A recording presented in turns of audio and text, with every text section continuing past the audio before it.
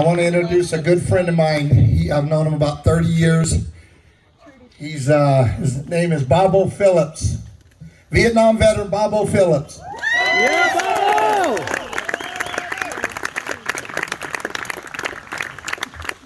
I call you a cocksucker, but I know you're trying to quit.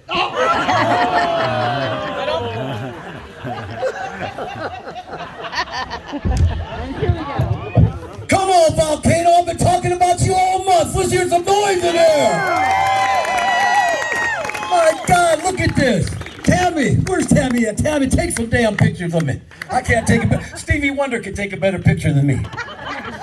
So it's good to see you all. My God. This is all right.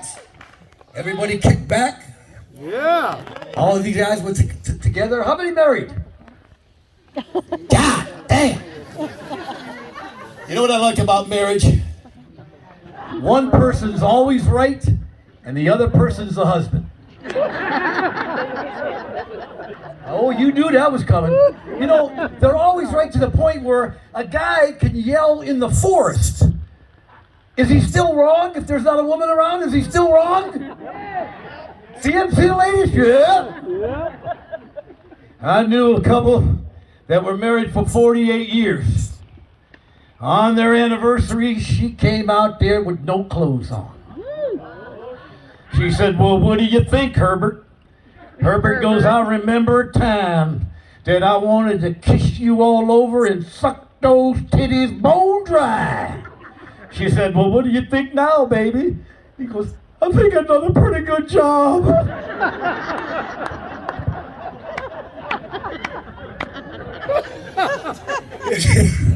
It's all in fun, man. I mean, this is great. This is the first comedy show ever since this place been open in, what, 1852? First comedy show ever, and you're part of it. I love it. I'm a joke comedian. I can tell a lot of jokes, but, you know, we got football fans out here. Yeah. What team do we like? Raiders. Cowboys? Who said Cowboys? Well, let me make you feel at home.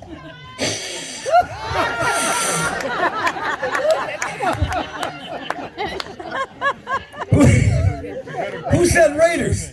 Raider Dave. That motherfucker's so drunk. Where is he? Drinking across the street.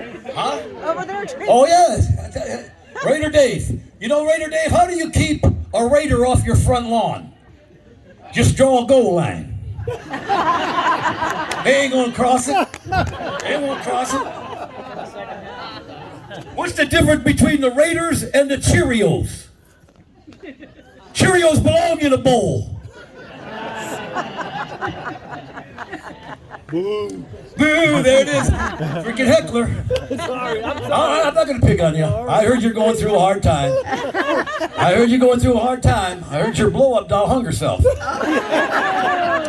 I tried to talk to her, but she just wouldn't shut her mouth. You asked for it, Booker. No, remember the time when we were single and used to live in a little teeny apartment? Remember? With a thin wall? Well, one time I was laying it on this woman. I was giving her, she's going, I'm coming! All of a sudden, next door neighbor goes, hey, make her come, goddammit, I got two kids wondering where she's going. I gotta wake up at 6 o'clock in the morning, make her come. Well, anyway, let me tell you about Herbert. Now, Herbert, after that, the wife, then they pulled into a full-service gas station. Remember when the guy used to wait on your car? So he's with his wife, and Herbert pulls into the gas station. He goes, would you like regular or Ethel? Ethel. Don't fuck up my joke now. Okay, premium. Okay, Ethel, premium. Regular or premium? Okay. So anyway, she goes, what did he say? He said, honey, he wanted to know if I wanted regular or premium. Okay? Just sit there. Guy goes, could I check the air in that rear tire for you?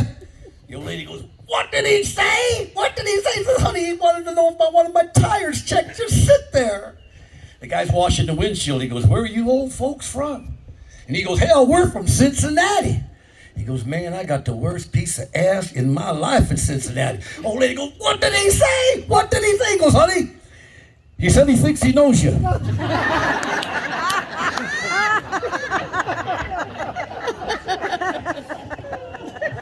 Damn shame, ain't it? And then Herbert, the wife passes on. Now Herbert's in the rest home. And he's in the rest home. He's still a player, though, at his age of 85. And this girl comes up to him and goes, hey, Herbert, is it okay if I sit next to you in the movie they're showing tonight? And hell, I'll even hold your penis. Well, Herbert said, well, it's okay if you kind of sit with me, but Betty Lou is going to be holding my penis. And she goes, what's Betty Lou got that I ain't got? The old man, Herbert goes, Parkinson's?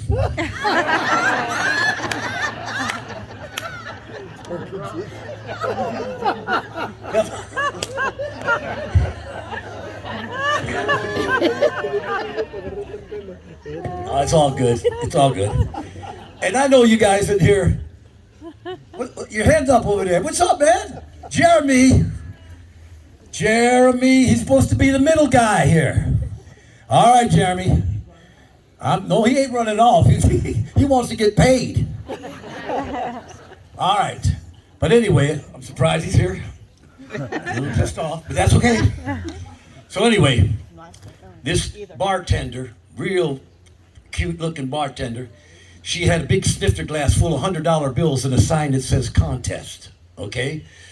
And this hillbilly was driving. He goes, I've been drinking Patron all day, and I want to know how to win that contest. And the lady goes, you know, it's a contest you can't win. You know, it's just there like the tip jar, you know, you can't win the contest. He goes, I've been drinking Patron, I want to know how to win the contest. The girl goes, watch this. Okay, you want to win the contest? You see that 350 Samoan head of our door department? You got to knock him out with one punch. In that room over there is a part pit bull, part bull mastiff with a sore tooth. You got to yank that tooth out. And upstairs is the next hooker ain't had an orgasm in 25 years. You got to give her one. He takes another shot of Patron. All of a sudden, bam, he knocks out that 6'5" Samoan with one punch. He goes in that room with that dog, and all you hear is barking and squealing, barking and squealing. Comes out 20 minutes later, looks at the bartender, he goes, all right? Now, where's that woman with the sore tooth?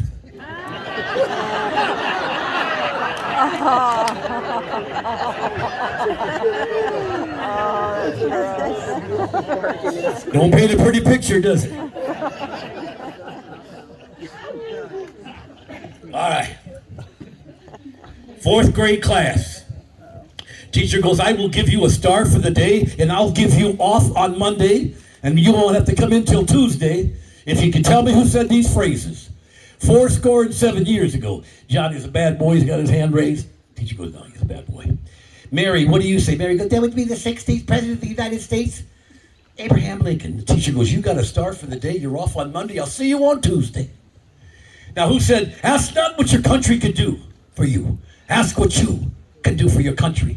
Johnny knows that one too. She calls on Frances, another girl. Frances would go, well, that's the 36th president of the United States, John F. Kennedy. Teacher goes, you got a star for the day, and I'll see you on Tuesday. Now, who said, I have a dream? Little Johnny's got both hands up. She goes, nope, Mary Ann, what do you say? Mary Ann goes, well, that would be the Reverend Martin Luther King. The teacher goes, you're correct. I'll see you on Tuesday. Now, let's go to, open up your books. We're going to do some math. And she goes to the blackboard, and all of a sudden, Johnny yells out, I wish them bitches would have kept their mouths shut. Teacher turned around and said, who said that? He said, Bill Cosby, 2015. See you on Tuesday.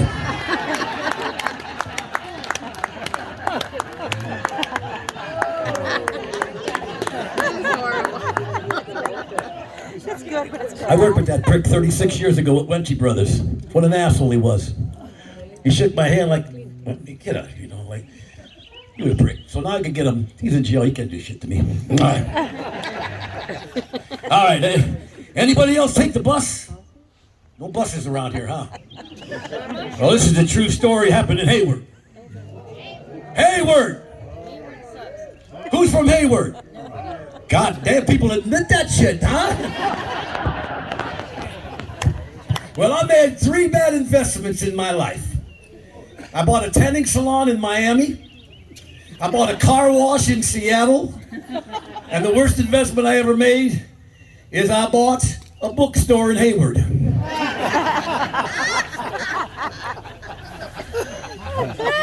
All right, you know I love you, Hayward. I worked there many times. I was a disco DJ for a long time. Hell, before that I was a barker in New Orleans. Right on a place called Big Daddy's. I used to say, Lusty Busty Russell in a twin 44 is now appearing live and in color on stage. She's truly the 8th one of the world. Before her there was none, and after her like she'd be no more. She's young and single and loves to mingle. Let her mingle with you, baby, because she's a triple T, tall, tan, and terrific. Because a man that talks trash don't need no cash, and a man that talks shit don't quit. So if it's all night, it's all right. It's time to go to the hotel and get some motel. 1971, I still remember that shit. I used to do it till 4 o'clock in the morning. All right, back to Hayward. Big fat lady walks onto a bus. She looks right at the bus driver. She goes, bus driver gets up. Fat lady looks back at the bus driver. She goes, bus driver gets up. Fat lady looks at the bus driver. She goes, bus driver gets up. Fat lady goes like it, gets off the bus. Well, I'm not from Hayward, so I was confused. So I told the man, I said, sir, you were pretty rude to that woman. He goes, oh, no, she's deaf and dumb. She was asking me if the fare was 5 cents. I told her that the fare was 10 cents. She asked me if I was going uptown. I told her, no, I'm going downtown. She said, are you going by the dairy? I said, no, I'm going by the ballpark. She says, oh shit, I'm on the wrong bus.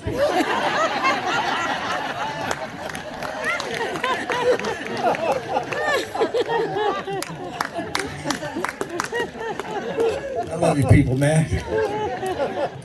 Now I need a lady, a volunteer. I do a routine, and I'm going to use your hands, and I'm going to tell a story. I want a lady that'll be my hands and do this with me. Can I get a woman that's drunk enough? Shelly. Shelly. Who? Shelly. Come on, Sally. Get up here, Sally. Excuse me, sir. I thought you wanted a lady. Oh, there's Shelly from the deli. And her husband is Johnny Salami. Shelly from the deli? And her husband is Johnny Salami. That's how we remember him. All right. Give me the hands. You got some big titties. All right. All right. Are you ready? This got to be the husband. What a prick, huh? All right. Honey, I'm not a tonsil jockey now. I'll take it easy on you. All right. I woke up in the morning. Yeah, you're doing good. I was a little itchy, so I scratched.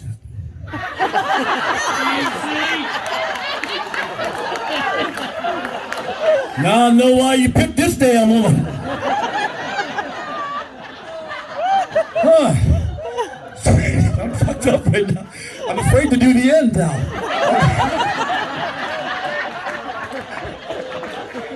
Your name is Sally? Now you gotta hide, Sally. You gotta pretend those are my hands. Okay. It's hard. Alright. Anyway, so I decided to shave.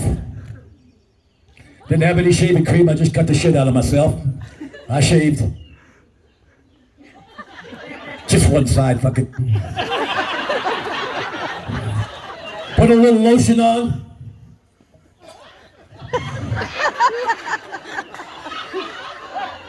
Felt pretty good.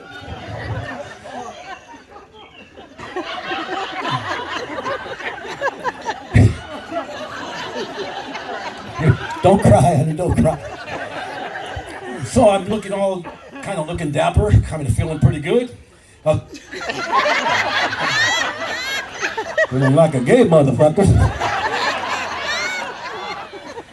So anyway, Pee Wee Herman or something. All right.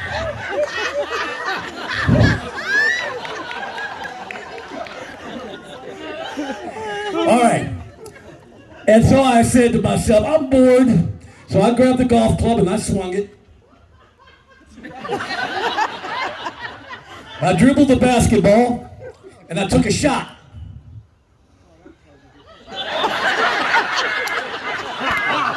I dribbled a basketball and I took a shot.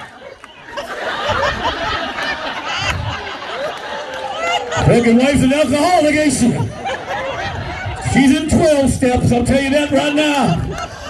So now that I've had 2 shots in the morning, I decided to roll me a little joint. So I put some in the paper.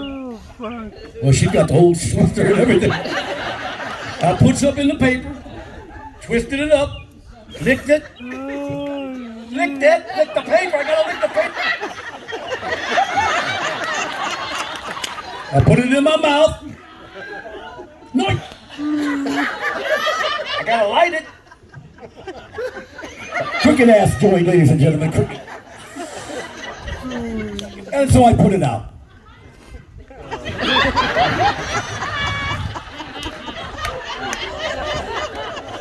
Right on my jacket. So then now I'm high, drunk, so going round and around. So I thought I'd go for a jog. Like a little gay soldier, I'm running down that street. Body.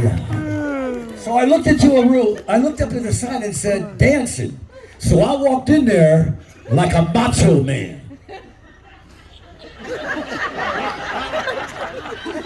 Boy, were people intimidated. I'm going to tell you that right now. So I put my hand over my eyebrows to look afar.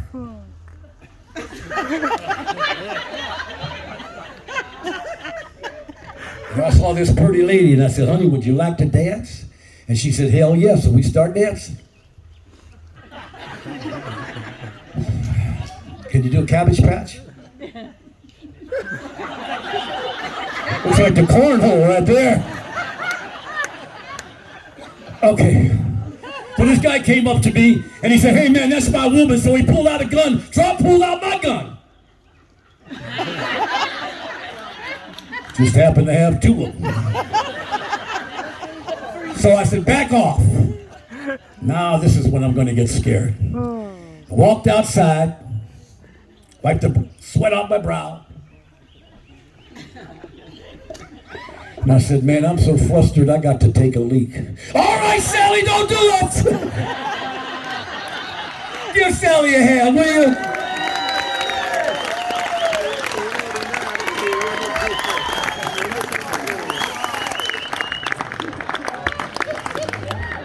Before I bring up this next act, I want to say something about my friend Tommy Sizemore. And I want to tell you something. He's done a lot for this town. You know that. Yes. Am I lying? Woo! And they all, get on. There's always a hater out there. But I want to tell you something. This guy was a laborer back in the day. He worked for this guy. He worked hard, just like we worked really hard. And he made this guy $1 million. And all he wanted was his $20,000 bonus. And the man said, no, I ain't going to give his name, because he's dead, so fuck him. And he said, no, I'm not going to give you a $20,000 bonus. I can't afford it. So Tommy walked out of the office very depressed. The next day, the guy buys a plane. On Monday, Tommy walks in and says, man, you bought a plane. You didn't give me my bonus. I worked my ass off for you. You didn't give me a bonus. I'm quitting. And he goes, well, you'll be begging to come back. And Tommy goes, yep. And everybody that works for you will be begging to come back because I'm taking them all. And the man that was always true to this man, an older man who did all the books and stuff, he walks in. This man goes, hey, you in on this? And he goes, no, I worked for you for 30 years. I've never done you wrong in any way. But you know what? I am now. He went to Tom. Tommy built 40 trucks and the whole 9 yards, and he became what he became because he's a good man and a good person, and you're lucky to have him in this town.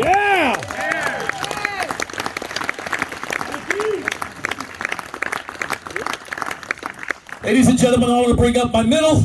He scared me today. Prick. I love him though. And he's a funny man, ladies and gentlemen. And you're going to like his comedy. Come on, everybody give some love to Jeremy Curry.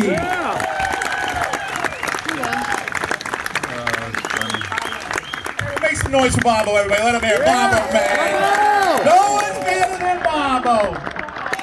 What's up, Volcano? How you guys doing? You guys good? Thank you all for coming out tonight, and thank you for looking good. I just came back from a place where these people did not look good. Reno. Listen, if you're not feeling good about yourself and you need a little pick-me-up, go to Reno. Every day, my wife tells me she can do better. I'm in downtown Reno going, you know what, bitch? You could be doing worse. I'm looking at it right now.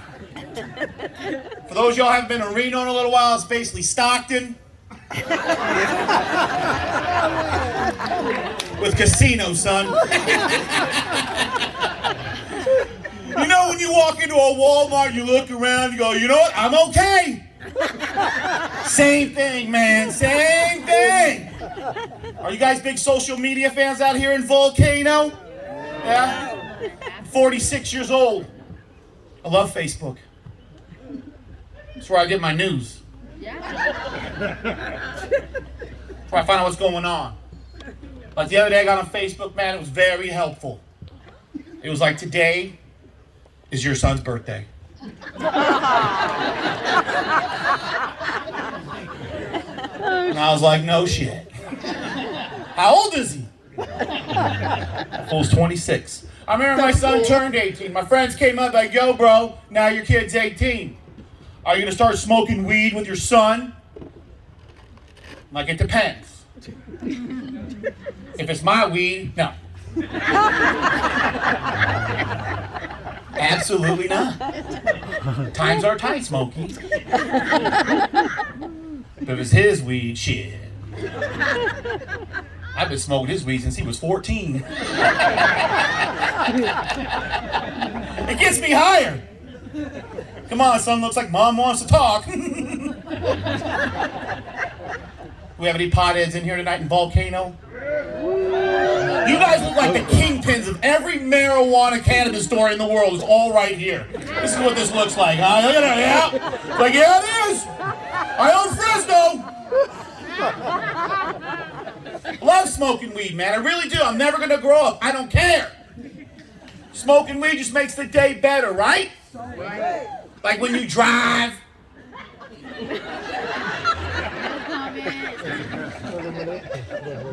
You just smile. You wave to people on the road. You let people merge. It gives you patience. It makes you smell the roses. And for those of y'all who don't smoke weed, you should. Have you ever seen your grouchy ass in a Bank of America line? When there's 2 tellers and there's 10 people in line, and the next person didn't fill out their deposit slip, and you start bitching at me.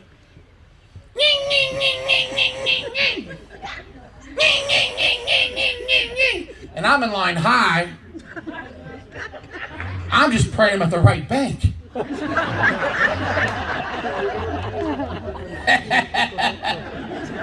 Makes you appreciate the small things. Sorry I was late, Bobo. I know I made you nervous. How's everyone else doing? You guys good? Nice turnout, man. It's a nice place. Everyone here, we got any Bay Area root people here? Anybody from the Bay Area? You guys Bay Area people? All of us. Oh shit, all of you motherfuckers, huh? I live in the Bay Area. This is where all the white people came to, huh? I don't see you in the Bay Area no more. Hell no.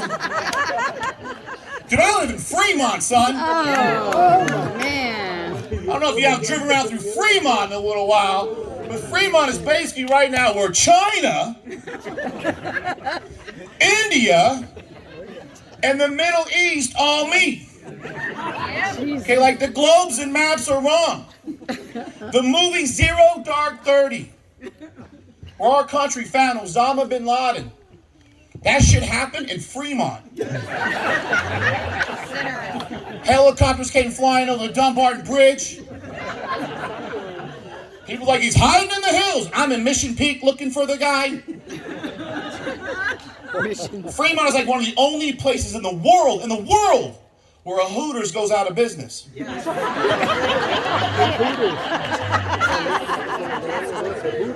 Oh my God. But if you're looking for a spelling bee champion, that's where they're made. I'm sitting there watching TV, and 3 of my neighbors are on ESPN, just spelling words. It was my neighbor Satish, Bizwajit, Gurmeet, my favorite Hard Dick. Like, you got this, Hard Dick. And motherfucking Sanjay, right? And everyone knows a motherfucking Sanjay. Dude, these Indian kids were killing it, man. They were spelling words I couldn't even pronounce. But then they put Bizwajit's first and last name on the TV screen. I'm like, no wonder. Once you learn to spell that shit, this kid can spell anything. This dude had every letter in the alphabet in his name 9 times. With numbers. That is my village! So it was day 5, and it was day 5. The judges, they ran out of words. So they started making words up. And they tried to stump my boy Bizwajit. They're like, all right, Bizwajit, here's your word. Spickadicarus. And I'm at home high with my son going, he's spelling that one. Bizwajit is done. And like a pro Bizwajit, he just walks right up to the judge. Because I don't need to hear it in a sentence. I don't need his origin. That word's in my sister's middle name. And that fool spelled Spickadicarus. I was pumped, yelling Fremont. So the next day, I went to Champs, looking for a Bizwajit jersey. But you gotta buy 2 to get his whole name. Not a bad joke, huh? That's a local one. My last name is Curry. I can imagine my son being in a spelling bee right. 5 letters, 2 are the same. You get a word like detrimental, you'd be like, what? Well, like, would you like to hear it in a sentence? He'd be like, that's not gonna help. All right, would you like its origin? I don't even know what that means. Can you give me the first 9 letters? You guys miss Trump?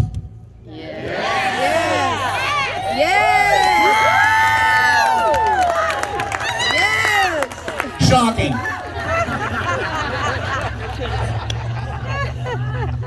Settle down. It's not a village meeting, okay? It's the only political joke you're gonna get from me, man. Only one you're gonna get. I fucking miss Trump, man. I wake up every morning, get high. Just watch this dude just talk shit to people. People are like, you think it's the pandemic's a joke? And he'd be sitting there going, you're 3rd rate. You're terrible. You work for a terrible network. I'd wake up my son and go, look, bro, you could be a president. That's my only Trump joke you guys get, all right? Oh, you're welcome. So we do a lot of traveling. We do a lot of, I go to Vegas all the time. I flew this airline one time called Spirit Airlines. Have you ever flown that shit? Yeah. Dude, there's a reason why it only costs $25 to fly from the Bay Area to Las Vegas on Spirit Airlines. Because if you're one of the first 5 passengers, you're part of the crew.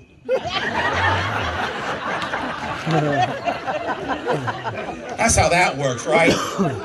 Guy walks up, goes, hey man, can I see your ID? And I hand it to him. Is this a driver's license? I'm like, yeah. Is it valid? I'm like, I hope so. He goes, you're the co-pilot. I said, listen man, I've been drinking, I've been smoking weed. Just no shape for this, man. I just downloaded 3rd season of Cobra Kai. Oh, I love You watching that shit? Yeah. This guy's Johnny's making a turnaround, you know what I mean? giving hope to those, you know what I mean? And he's like, no, man, great news. When you're 37,000 feet up in the air, there's no DUI checkpoints, bro. So have at it. And you know why they call it Spirit Airlines? Because, man, when you're up there, I don't care if you're a Satanist, you are talking to God. They're like, you know the guy that flew under the Hudson? I'm like, yeah. He goes, we don't got him.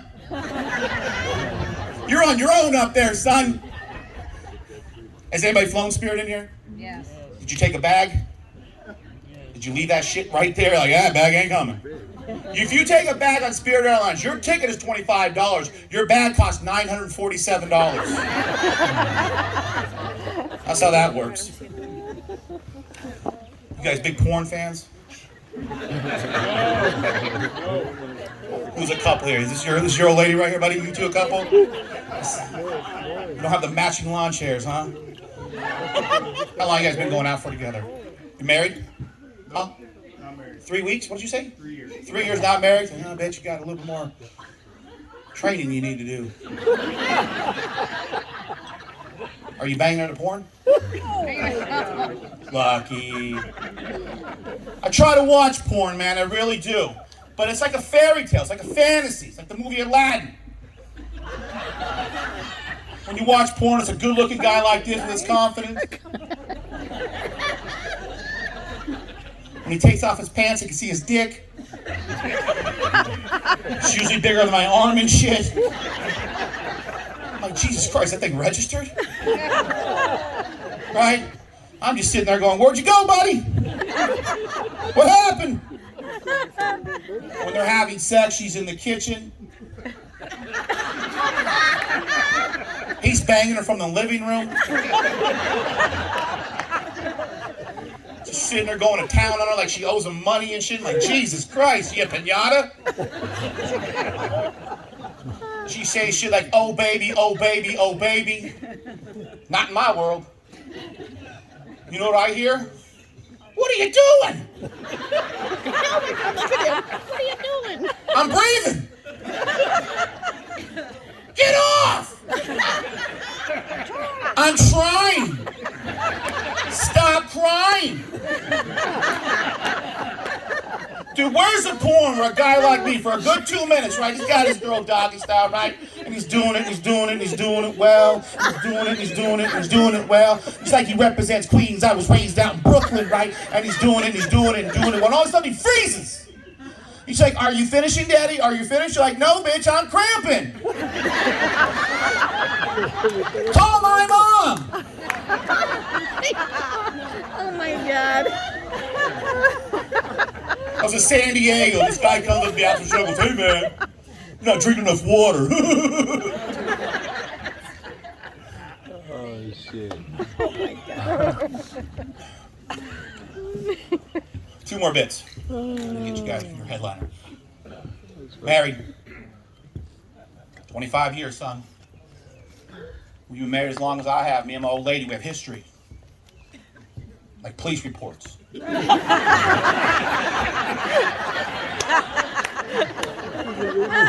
At a storage unit on a Sunday. Wasn't in the volcano that Sunday.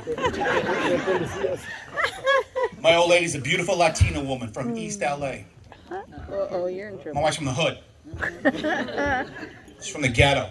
The Hispanics out there, she's from the barrio, East Los Angeles, the Cuetes, Little Full of Falas. Put it in your face and you won't say nada. Vatos, cholos, that shit, all right?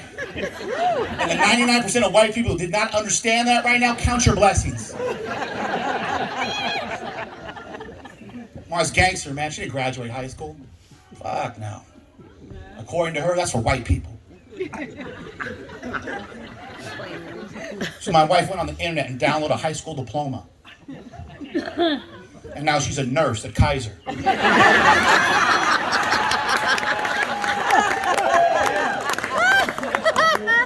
love it. Just talking shit to you. Why you bleed? Why you need stitches? Someone out there snitching? You ever need your shit pushed in? You're like, settle down, training day, settle down. I remember the first time we went Christmas shopping, right? We're in a Walmart, and my wife started switching price tags. I got my parents a flat screen TV for $15. Someone got a toaster for $3,500. That's not my problem. You know how Home Depot has that self-checkout shit? Dude, my wife will build you a house for $42. With a building permit. Signed up by Tommy. Do we have any Hispanic people in here? Any Mexican people in here tonight? Couple. Oh, really? Okay. Okay. Got a lot of white friends, I see, huh? You're from Fremont. What are you doing in the witness protection program? What the fuck are you doing out here? Got caught on A Street stealing shit. Got two Latino people here, nobody else? Another white Latino. Do you have any real Mexicans out here? Right here. There you go. You're not really real as well. She's a really good guy. Hey, I'm talking like roofers, motherfucker. Yeah, you know. Who does your shit out here? Landscapers? Trying to tell me Chad right here's our guy? You look like a building foreman. Look at that. You got that look to you. Not good.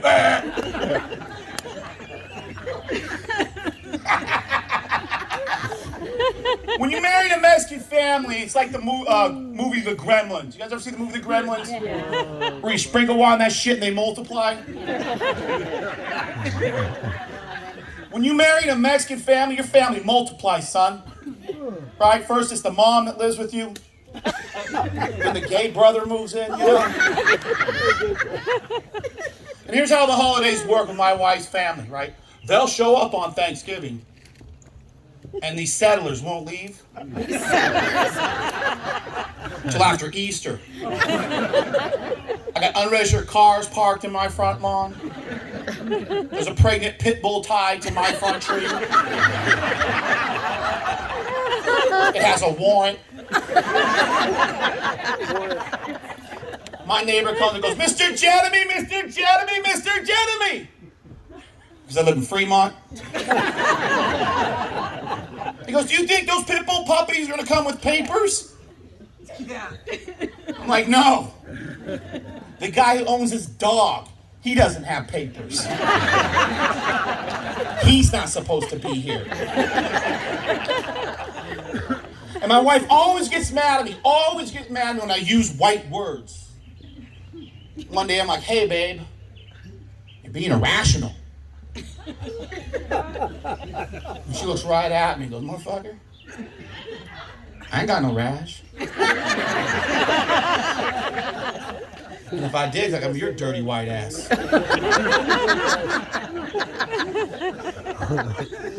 You ever try to break up the girl from the hood, dude? Scary shit in the world. You break up the girl from Volcano, what happens? She goes on Facebook, types in it's complicated.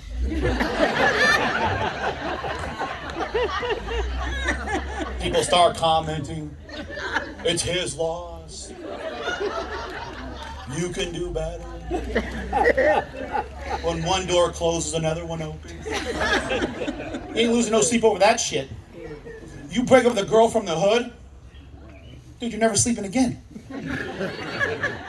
You come home one day, all the electricity's out. There's 30 black burning candles throughout the house. All of a sudden you hear Voodoo by Godsmack playing. I'm not the one who's so far away when I feel the snake bite into my veins. Voodoo, voodoo. Just some real scary shit, you know what I mean? Next thing you know, you're sitting in a courtroom just looking like a bitch. Your Honor! Help! She's right there! Get her! She's got demons! She came to my house on Easter Sunday, right in front of my parents, and started scratching Little Dick all over my car. Then after the car couldn't take Little Dick no more, she started skipping around the car going, Little Dick, never fucking crack, Little Dick, never fucking. Then she put a picture of my Little Dick on Facebook. I didn't get any likes. Got a lot of comments. Got a lot of comments. Got one more for you guys. Well, we're about to find out. According to my wife, man, the biggest problem I have is I'm not sensitive. 4 years ago, my friend Marcus, he died. And I haven't heard from him since. That shit seems pretty permanent. So I don't get upset over words that people say that I don't even know. Like when Trump was a president, I'd get in trouble all the time because I would just laugh at people that cried over him and I'd call him a fag. Okay? And if you don't like the word fag, you're not going to like me because I use it from time to time. Like I'll call my wife a fag. I'll call my son a fag. I'll call my dog a fag. With the way my dog blows himself. Jury's still out on that guy, you know what I mean? I'm just sitting there watching my dog go to town going, Jesus Christ, wish I could do that. Dude, I would never leave the house. And before some of you guys get your feathers all ruffled, I have nothing against gay people. I do not. My wife, her brother is gay. And I fucking love that queen. But his partner, that dude's a fag. You should see him. When you gonna pay me back, Jeremy? It's very, very annoying. But in my world, man, you don't need to be gay to be a fag. You do not. I'm gonna give you 3 examples. Number 1, if you are a millennial,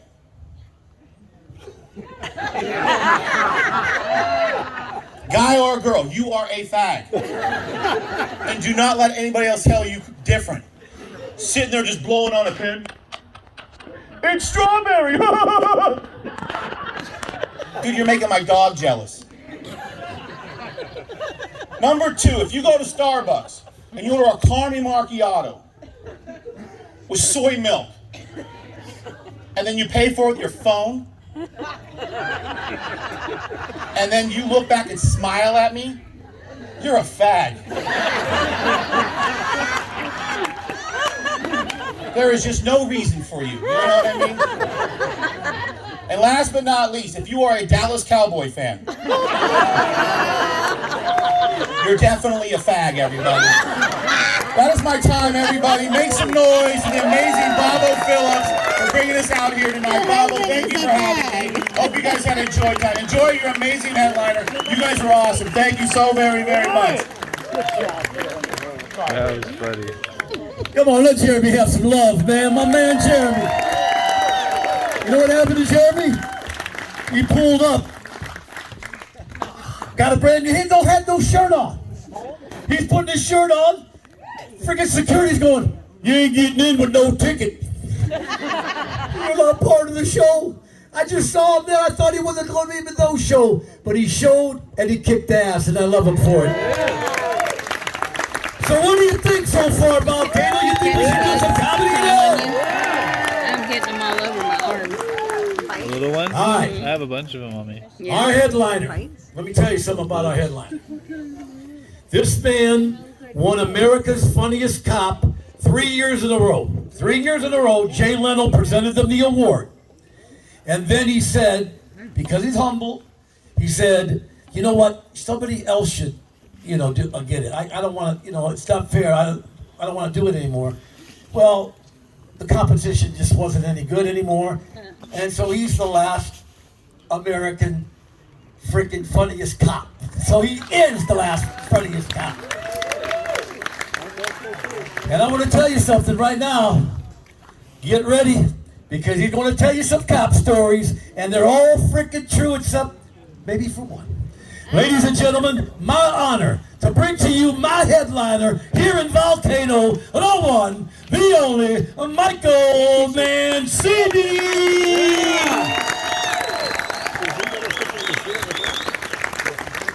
Thank you. How about a hand for Bobo and Jeremy? Give those guys a big hand.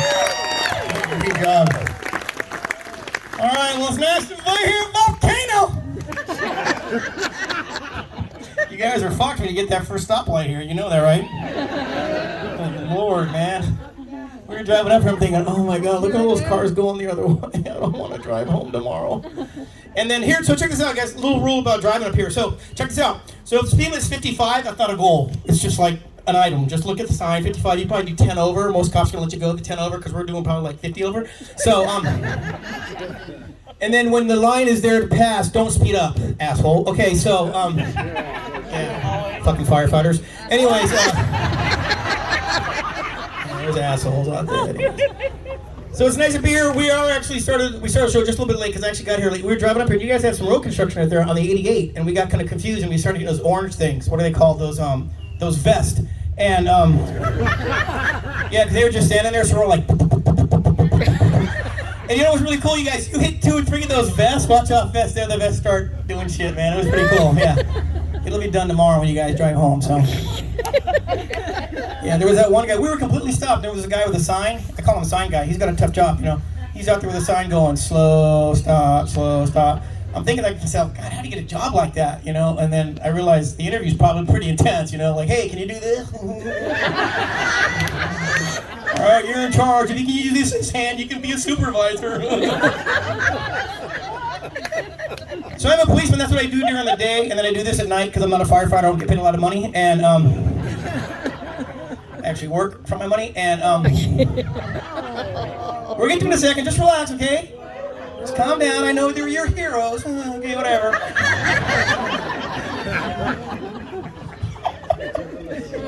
I know they work that one day a month. Oh shit! God.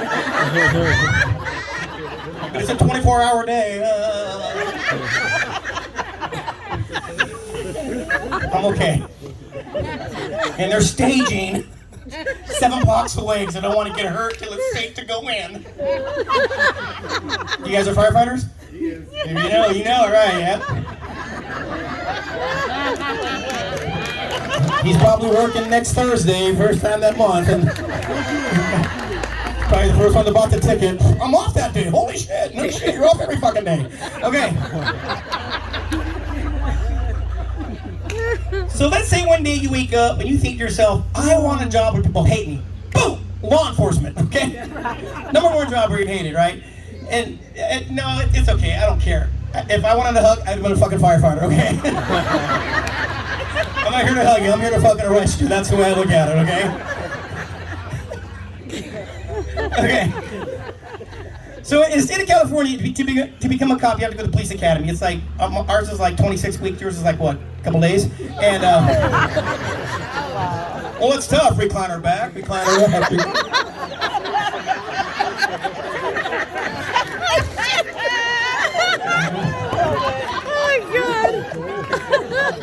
I'm not done yet, hell, trust me. My brother's a firefighter. I got a lot of shit to talk about. He's retired. I was like, you're retiring? He goes, yeah. I go, what are you going to do 12 more days a year?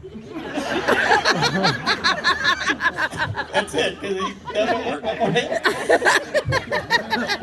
So in California, you go to the cop, to become a cop, you go to police academy. They teach you all this really cool stuff. They teach you how to be a cop. They teach you the law. They teach you everything you need to know, or try to teach everything you need to know.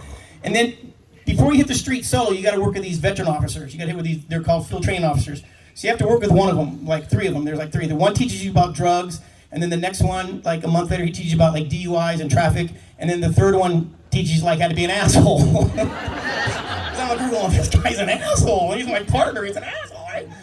Check this out. The first guy that I got to work with you guys, he was a 29-year veteran. He was old school. He was ready to retire. He hated everybody. And they stuck me with him because they had nobody else, right?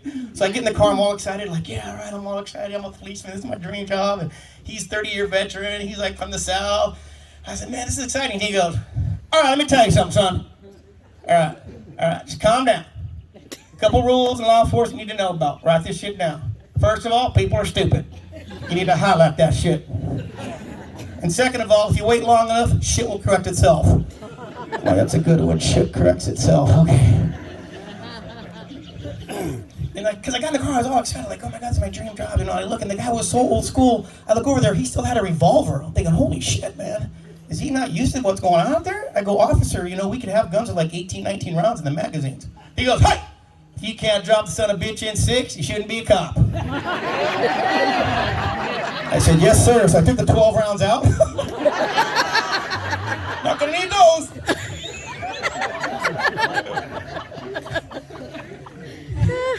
And being a policeman, people always ask me, do you ever get scared? And yes, I do. There are times I've been a little nervous. You know, I'll be driving around, we get the call on the radio, we have an armed robbery at Wells Fargo. I'm thinking, holy shit, I do not want to be the first one there.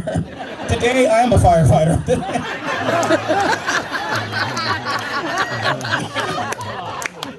I'm like 8 blocks away. They got some shit going on down there, man. I show up like 10 minutes late. My sergeant's like, where the hell were you? I go, there was some road construction, and there was a guy with a sign going, slow, stop. I think he was a supervisor because he switched hands. And he said to me, those boom red lights on top of your car, did you use them? I'm thinking, oh! Is that what those are for? I thought you turned them on, you wanted coffee or something. And we don't eat bagels anymore. They're called sweet bagels, okay? They're not donuts, they're sweet bagels or sugar bagels. That's what we call them. Sugar bagels. We do eat them, but we don't call them donuts anymore. And being a policeman, check this out. They give me 3 things that I can legally use to protect myself or protect you. Like if you're getting your ass kicked, I'm supposed to jump in and help. That's not gonna happen, okay? I'm not a firefighter, okay? That's your ass kicking, not mine. I'm just gonna be a really good witness, and then the rest of the winner. The first thing they give me to protect myself is pepper spray, and this stuff's pretty effective if used properly. They gave me pepper spray, but they never told me not to spray it into the wind. That's some shit they can tell you at that 25-week academy. And they told me at the academy, they said, Michael, don't even worry about the tools on your belt because just showing up will pretty much de-escalate all situations.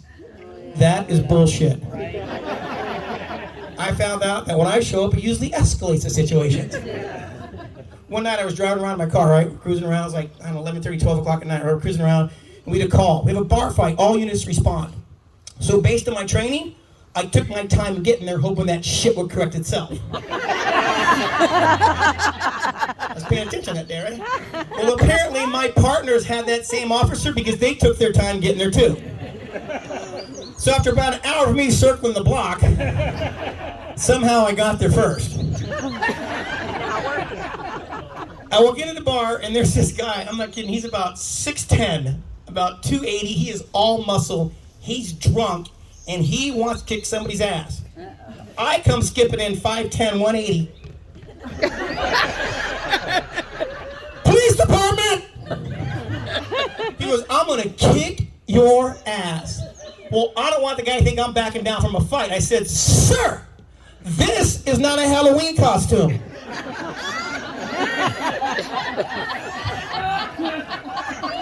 He got a little nervous. No, he didn't. Then he got up and he got bigger. I'm like, holy shit. I'm thinking, where are my partners?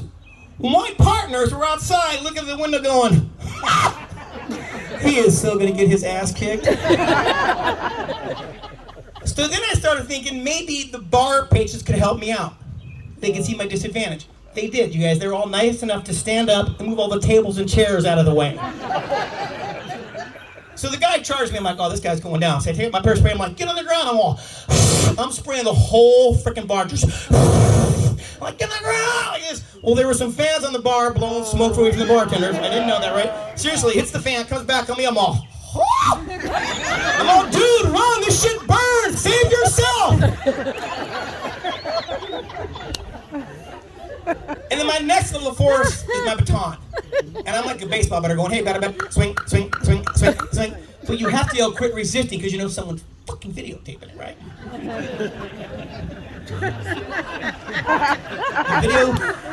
The phone has taken out so much fun as being a cop, I'm telling you right now. When I first became a cop, there was no fucking videotape. You just kick somebody's ass and then justify it. Now you gotta like, here's a videotape. Get on the ground.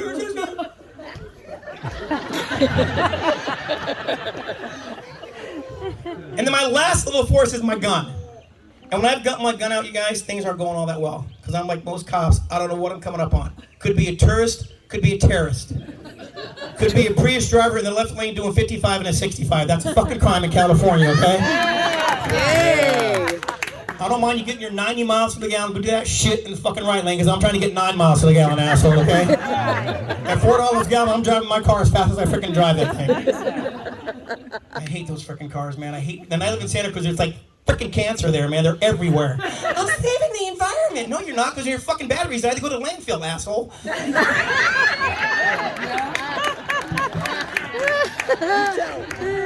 And I mess with Priuses a lot, you guys. When I'm in my patrol car, I mess with them all the time. Just because I can. So one day I was driving back, I was working across town, right? So I'm driving on the freeway. I'm heading back to the station. It's near the end of my shift, right? Heading back. And I'm on the freeway. And I know that when I'm behind you guys in my patrol car, you suddenly become the best driver you've ever been in the last 20 years. They're like, oh shit, there's a cop behind me. Hold on a second. You're dropping your cell phone. I'll call you back. There's a cop behind me. You guys don't think I see that?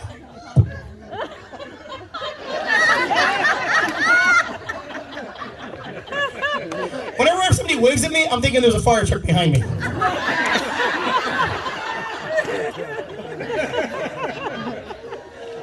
Right, so I'm on the freeway, right? I'm driving on the freeway. All of a sudden, it's coming to this hill. It's like a crest of hill. There's 3 lanes, right? I'm behind all these cars, and all of a sudden, traffic starts slowing down. I was like, what's going on? Because not everybody can see me, right? I come over the top of the hill. There it is, man. There's this freaking suspect. Prius, left lane, 55 and a 65. That means we can go 72, right? Okay, so for the first time in my career, people were actually looking to me for help. Officer, could you do something? We just want to get home. I said, all right. So I get behind the Prius. I light him up. People are like, oh shit, Prius is going down, man. So the Prius driver, he gets in the middle lane. He's completely confused because he's never been there before. And he gets in the right lane now. He's completely screwed up. The Jeep is like, what's going on? We're not supposed to be in this lane, right? Right? So he finally pulls over. I kept going. Yeah, shit corrected itself, didn't it? People were high-fiving me. Dude, you rock. I go, let's go, man. We gotta get to fucking 80. We should be like way up there. Let's go.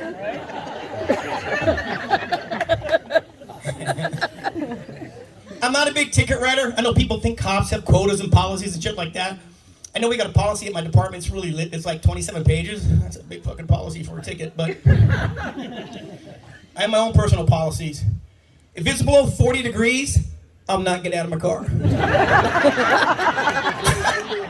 It's way too cold to be doing shit like freaking talking to people. If I can see my breath, too cold. And if it's raining, that is the night that you want to be drunk driving home in front of me. Because I'm not getting out of my car if it's raining. I'm not a firefighter. I don't get wet, man. You can be bouncing off the freaking medium, taking out freaking mailboxes, driving down sidewalks. I'll be behind you going, that guy is fucked up in front of me. Holy shit, he's at least a 1.5, man. I'll just follow you home, make sure you get in your driveway, and at that point, shit's corrected itself, hasn't it? And we don't have quotas, and I say that because I pulled over this lady. So, I mean, my big ticket time is school zones. I'm really big when people do stupid stuff in school zones, especially when kids are going to school. I mean, I'm all over that because they're kids, and you know, we need to set better examples as parents, right? So I'll sit in front of the school zone, right? So one day, check this out. I'm in my car. It's in the morning. I'm kind of hungry, you know. So if my blood sugar's dropping, someone's going to jail. Okay, so I haven't had my oatmeal yet. I don't eat a lot of oatmeal, so I stopped. This is first one day I was eating oatmeal, right? I'm eating my oatmeal. It's like really cold. I got my jacket and I got my microphone's like right here. I'm all eating my oatmeal. This guy blows this freaking, like, he blew by the red lights on the bus, right? On his bike, he blows by him, blows 3 stop signs. I'm like, oh, this guy's going down. So I put that shit down. I'm like, whoa. I catch him with a bike, just cranking. I pull over. I go, sir, what is your major malfunction? He goes, is there a problem? I go, yeah. And he's looking at me like he's not taking me serious. I go, oh, I gotta kick my shit up, right? So I really started getting, look here, sir. He was a major in the Marine Corps. I go, you're a Marine. You're set to a higher example. And I'm like going off, and he's just like, I'm like, man, this guy's not getting it, man. I said, all right, man. Here's the deal. So I give him a ticket, right? I was pissed. I go back. I'm gonna clear the call out. There's a big fucking chunk of oatmeal sitting right in my microphone. I'm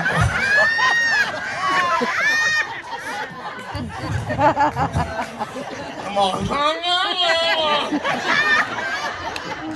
Oh, it gets better, right? So I clean it off like, I'm such a loser. So I work the rest of the day. This is like 7 o'clock in the morning. I work the rest of the day. We get off at like 6 o'clock at night. I go back to the station. I pull off my duty belt, and there's a big chunk of oatmeal sitting right between my freaking duty belt. Oh my God. So I haven't had oatmeal since, because when I think I'm all... So I'm at the school zone, and I'm watching traffic, right? This lady drives by me to drop her kids off. She's in this beautiful Mercedes SUV, right? She drives by me, and she just... right through the little stop sign. She kind of like stops and then just goes, right? So I'm sitting there, all about 5 minutes later, she comes up and she blows the stop sign right in front of me. I'm like, is that a challenge? Is she like challenging me? All right, I gotta talk to her. So I pull her over, right? She's in a beautiful Mercedes, man. I walk up on her, she's got this huge rock on her finger. I'm thinking, bitch. Okay, so, and I was not wrong. Okay, so, I walk up and go, man, what are you doing? You ran the stop sign. She goes, okay, thanks for the warning. I'm all, oh. I go, the warning? The stop sign was the warning. I go, let me see your driver's license, registration, and proof of insurance. And she starts going, she starts going, like for like a minute. I go, hey, stop!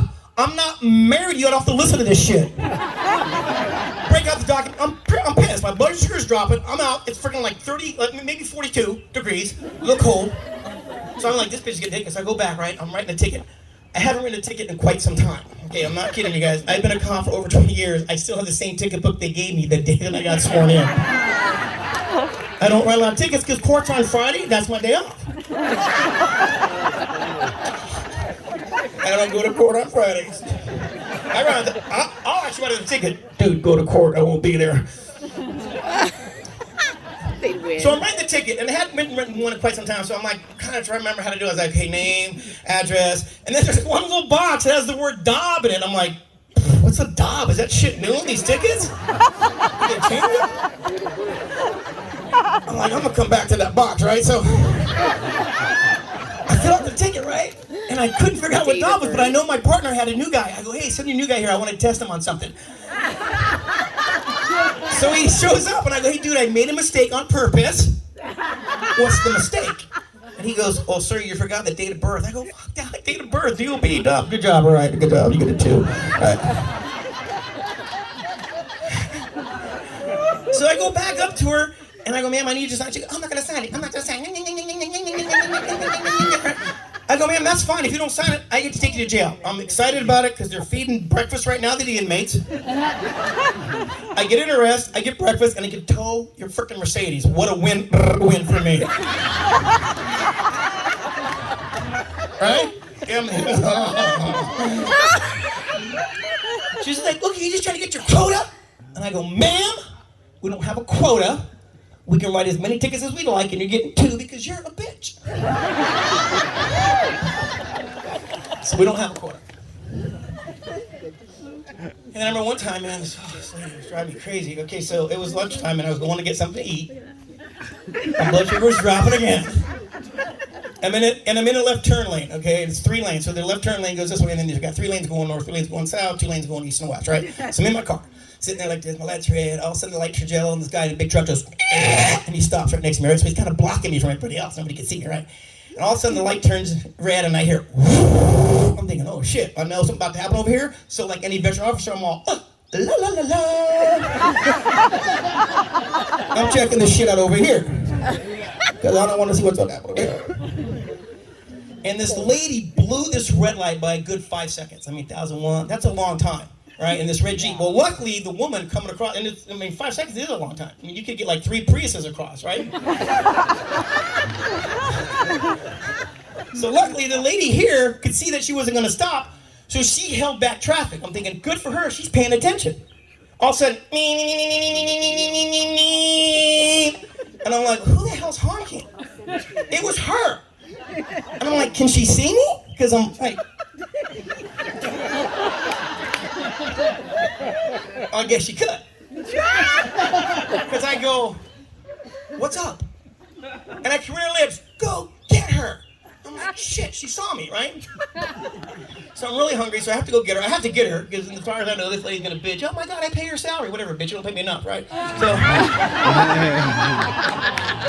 I get that one a lot. So I go to pull this lady over. I want to pull her over in a officer safety issue, like off the main thoroughfare, because there's 3 lanes. I want to get her like in a parking lot or something like this, right? So she's not pulling over. I'm back there, hitting my siren, I'm on the PA system. Driver of the red Jeep, could you please pull to the right? A&W is looking really good right now. They got breakfast and stuff like that. Burger King. Ooh, IHOP. Going. She drives by all these outstanding locations and stops right in the overpass of the freeway. Well, now I'm pissed because I can't go up on the passenger side because it's a guardrail on the bridge, so I have to come up on the driver's side. So as I go up there, I'm sitting there talking to her, right? And these cars are going by, and I can feel the mirrors just kind of whooping my ass. Like, so she rolls down the window, and I go, "Ma'am, can I see your driver's license?" And she's an elderly woman. She goes, "Could you get your crotch out of my face?" And I said, "Well, you stopped here. Suck it up." Right? It was probably suspicious because every time a car would by, it went, "Whoa."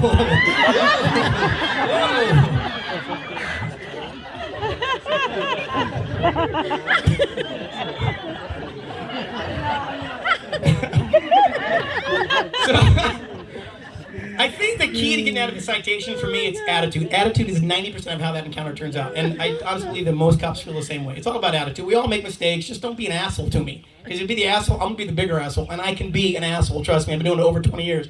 I can bring the asshole hard. I will write you up for a broken taillight. It may not have been broken when I pulled you over, but as I'm going back to my car, it's broken. I don't know what happened.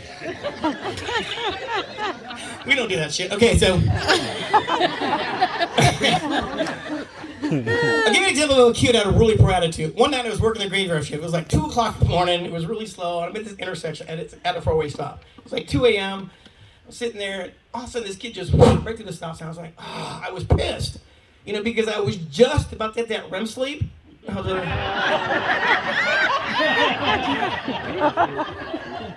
so I pull him over. As I'm walking up on him, he's chipping away. "What's the matter, cop? Are you bored? You got nothing better to do?" And I go, "No, I really don't have much better to do." That's why my 7 partners are here to back me up.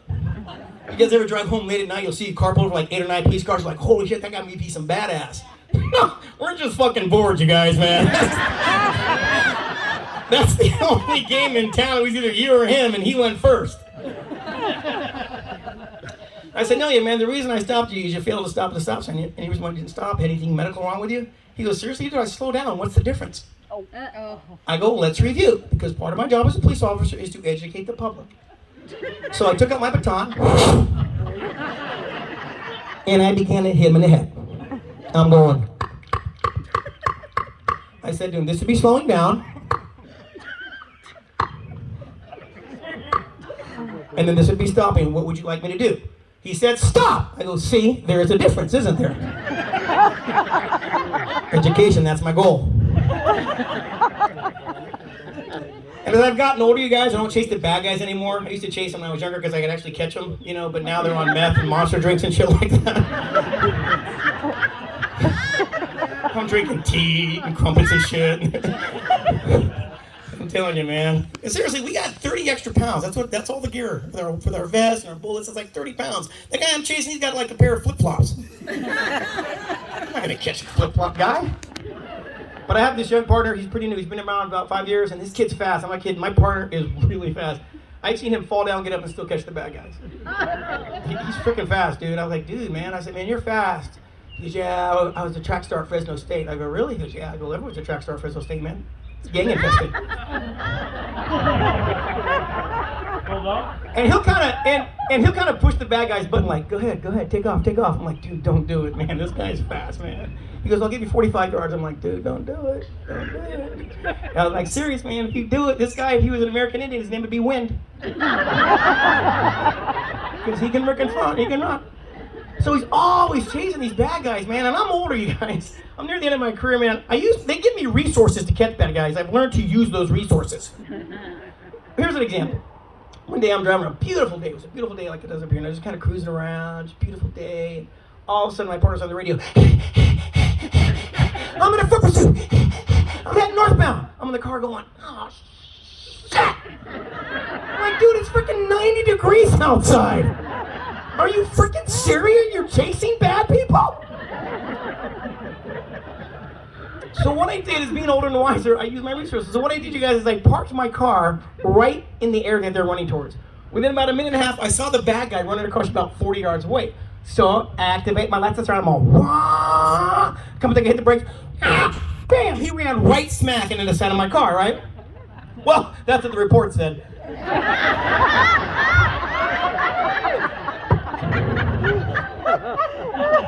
First time ever my car's ever pulled to the right. So I got out of the car because my leg was kind of cramping up on the accelerator, and I got out of the car because he was stuck underneath my tires, kind of messing up momentum. Excuse me.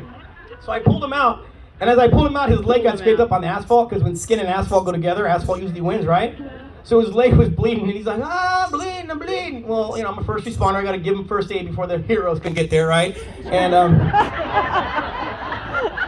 so I had to use my resources, and so I didn't want the infection to get, I didn't want the wound to get infected, so I put pepper spray on it. Yeah, I honestly think I saved his life.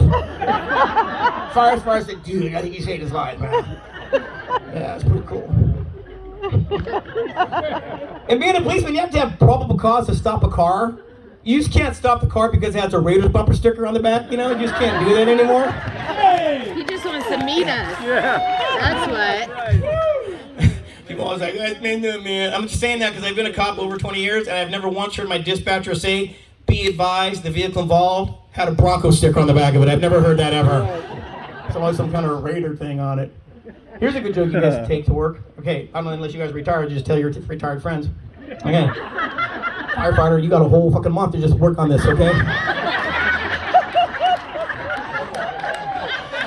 You got 30 days to perfect this joke.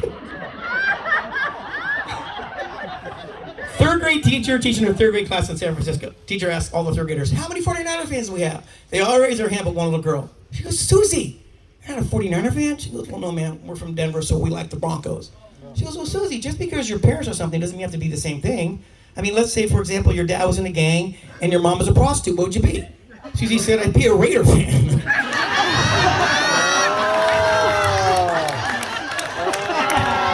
This is my therapy for the Raiders.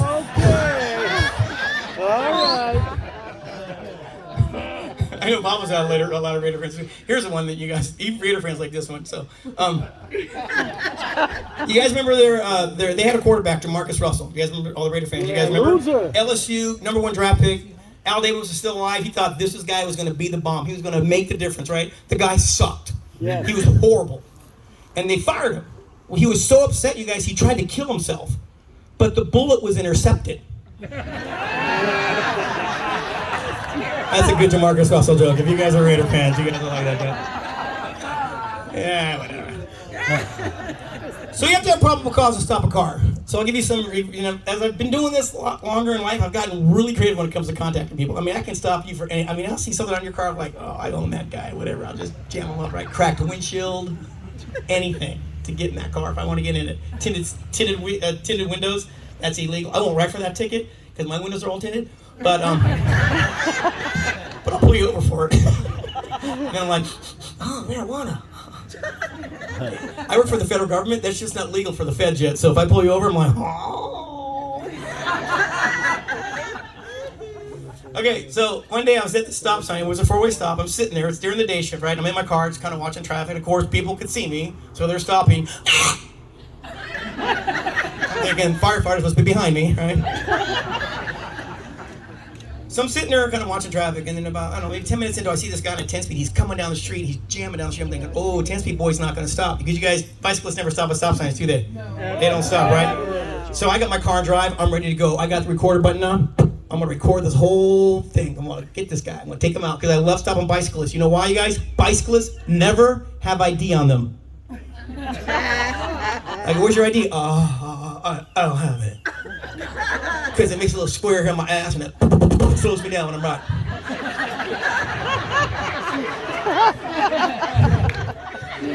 I go, okay, well then I have to take you to jail because by law you have to show me who you are. I told you, my name's John Smith. You know how many John Smiths there are in the world, sir? well, my name's John Smith. I go, okay, you gotta go to jail. So we'll go, so getting all cocky. Hey guys, I gotta go to jail because I ran the stop sign, I don't have my ID. I go, keep getting cocky, dude. Where you're going, they're gonna love those fucking bike shorts, man. All of a sudden, shit starts coming out of me. Shit, where's my ID? Don't take me to jail. Too late. So I got the car and driver ready to go, right? All of a sudden, the guy's riding his bike. At the last minute, he sees me, so he hit the brakes. Well, he'd never used the brakes before, so he wasn't really sure how they work. Well, like an idiot, he hit the left brake, and you guys know the left brake is the front brake, right? He's all, and just, I mean, like, forked, boom, boom, boom. I mean, this shit was funny, okay? I kept rewinding on my video, because I was like, oh my God, this is like so funny. And he's like, ah, and he had his feet in like that little gate clipper things, so he couldn't get them off. He's like, and he's like falling, and I'm laughing. The shit was funny. I mean, I was laughing really hard, right? And then I look up and he's in the middle of the street. I go, oh my God, the guy's blocking traffic, all right? So I go over there and he's got his head's bleeding. He's like, oh, officer, he has this like big huge gash in his head. He's like, help, officer, I have a head injury. I'm like, oh my gosh, well, here's a ticket. Wear a helmet next time, asshole. You know? He's like, help, officer, I need some help. I go, oh, do you need a hug? He goes, yes. I go, then call the fire department, all right?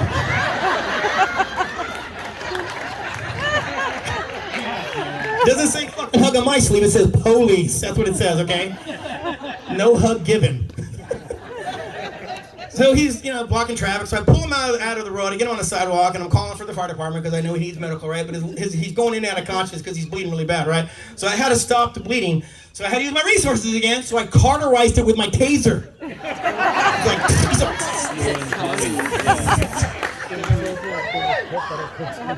They told me I saved his life. I was like, oh my God, that's 2 in 1 month. I'm going.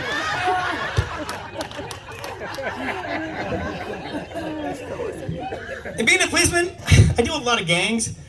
Gangbangers are really funny. They're always, hey, what's up, man? And I'll be at my car. I'll be inside my car, and they'll be at the stoplights, and they're on the corner, talking shit to each other across the road and stuff like this, and they're flashing their signs, going, what's up? They're going Midtown, West Side, East Side, Walmart, So I sit there and go, what's up? I give them my side. I'm on, what's up? Woohoo! I'm like, yeah! They go, what's that, officer? That's my gang side, man. 2 to the chest, 1 at the head.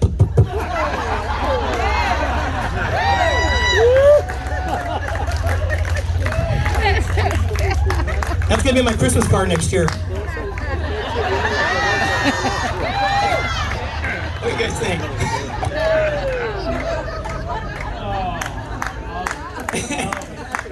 You guys are fun. It was worth the drive up here. It really was. It was fun, no?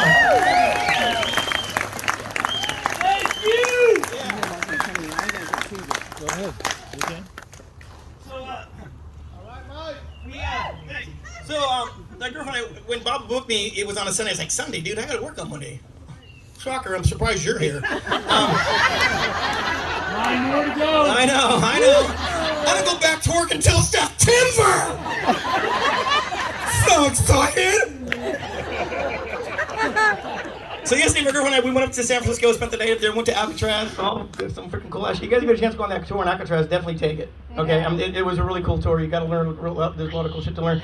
But they give you the option to listen on your cell phone, or or they give you a little thing to listen to. Take the thing to listen to because you get inside there and you're in a freaking prison, so your cell phone shit doesn't work. Hello, not rocket science. So, but it was cool. And then we drove up here. We had a good time. So, anyways, we're having fun. You guys are fun. Okay, so. I want to tell you guys, being a policeman, I get a lot of excuses on people trying to get out citations. And this is the best one. I've been a cop like this over 20 years, and this is the best one. I got it about maybe 8 years into my career, okay? I'm in my car, all right? It's my Monday, so I'm looking for shit to do.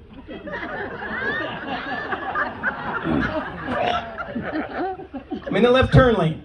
There's a lady in front of me in a minivan, okay? She's right in front of me. And there's 2 signs at the intersection that say no U-turn. One's written in English, and then one's written in a little circle with a little circle in case you don't have a license, you don't know the rules, right? Okay, so.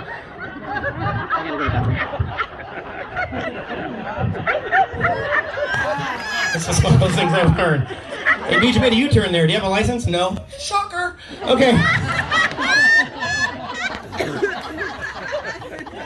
Okay, where it says keep clear, fire truck, don't stop there. So I'm sitting there in my car, right? And I'm being ever vigilant because it says it on my car.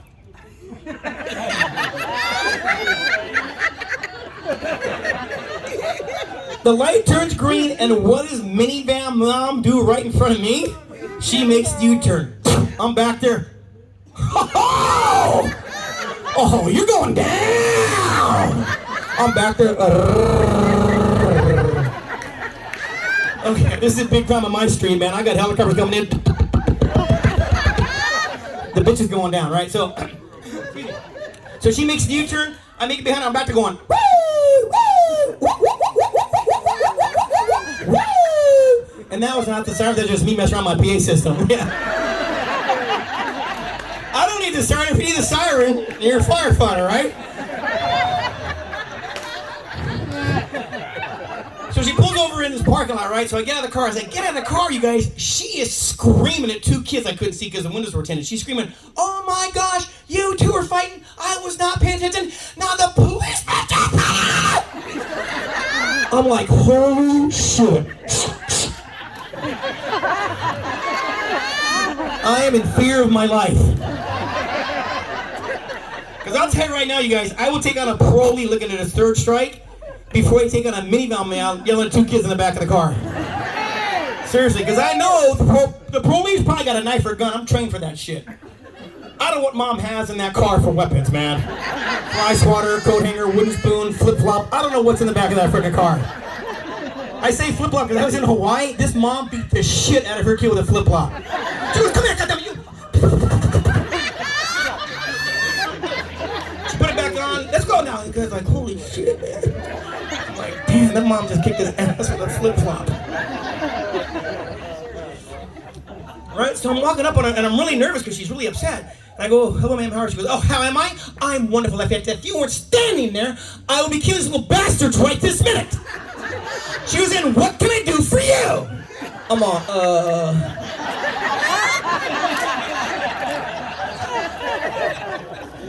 I said, ma'am, the reason I stopped you, you made a U-turn right there, and there's two signs that clearly mark the intersection, no U-turn. What were you thinking?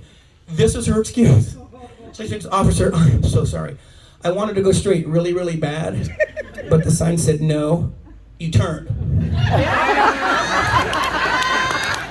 I know.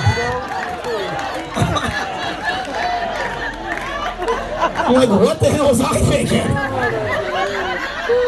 I said, lady, I can't give you a ticket. You just gave me a new joke. I said, get out of here. Go kill your kids. But could you do it over the Home Depot parking lot? Because that's sheriff's office jurisdiction. And people always ask me, they go, Michael, how do you know if you live in the city or the county? You guys, it's really super simple. Go home and dial 911. If a guy in blue shows up, you live in the city. If nobody shows up, you live in the county.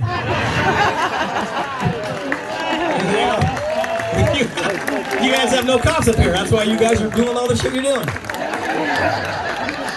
That's okay. I'm doing it too. I'm telling you, man. The reason I said I was a deputy for 2 years, man. There's still houses I can't freaking find down nowhere. When your address is, when they go, hey, you have a medical emergency, it's going to be the third house on the left after the pink mailbox. What? It looks like you're going to die, dude. Because this is not the Pony Express. A lot of times I couldn't find the houses. So I go, hey, I think it's really a serious medical. You might want to start rolling fire. Because those guys had maps. They just like, they get up there. Oh, man, there's no medical. I know, dude, but I could not find the place for the life of me. You are heroes today. You got some sleepy shit right there in your eye. You get that shit in your eye.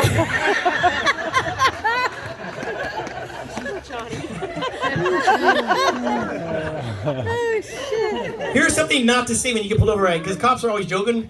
Here's something not to say. When a cop walks up to you and goes, do you know why I stopped you? Do not do what I do and go, because I was on your way to your mom's house? I thought it was funny. Don't say that.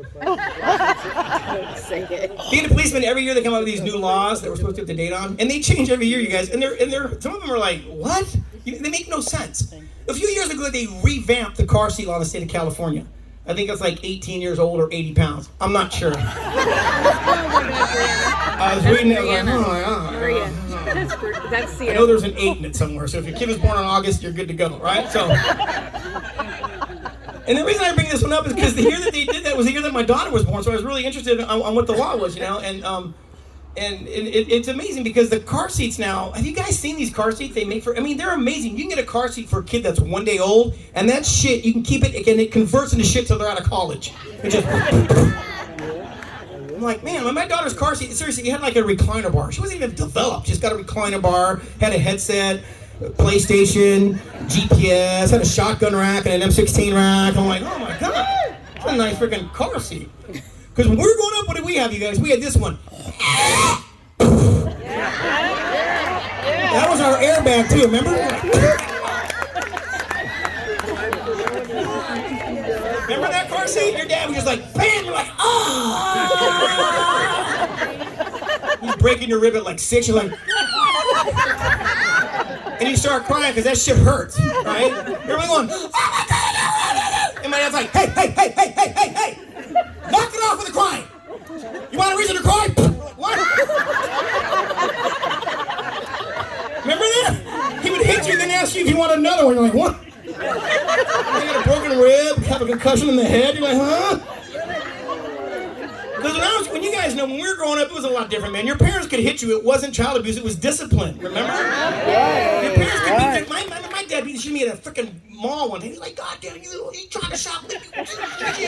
And then like 2 other parents jumped in. My kid's an asshole too, so I'm gonna kick your kid's ass. What's that all about? Let's just kick this kid's ass. Well, you can't do that now. You can't do that. They say give your kid a timeout. Do not give your kid a timeout, because that gives your kid an opportunity to Google how to kill my parents upon the completion of my timeout. And then when the timeout's over, they kill you. Remember, how about this one? Count to 10. You guys remember that one? Count to 10 before you take action. My dad didn't do that. My dad was a little dyslexic, so he'd like punch us. 1, 2.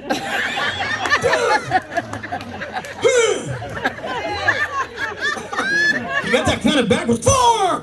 I'm over there like this. My brother's like, dude, just go down, dude.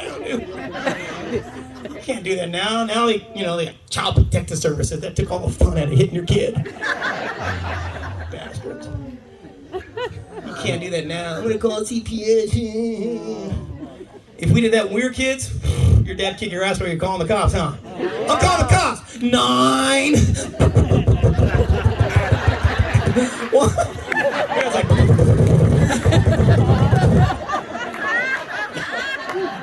that's a rotary phone if you're born after 1980, in case you guys some of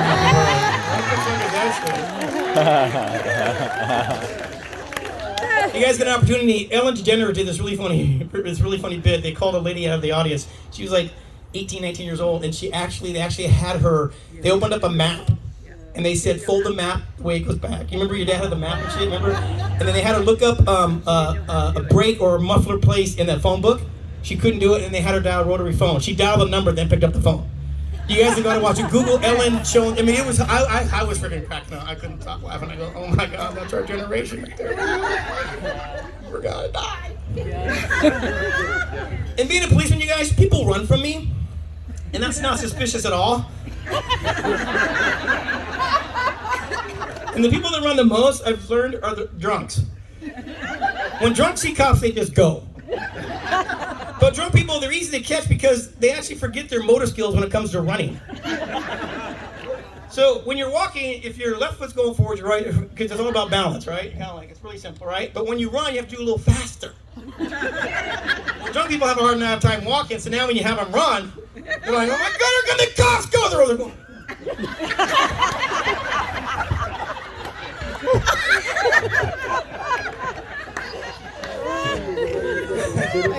And drunk people are easy to catch. They truly are, because they will run into something within the first 5 feet of their sprint.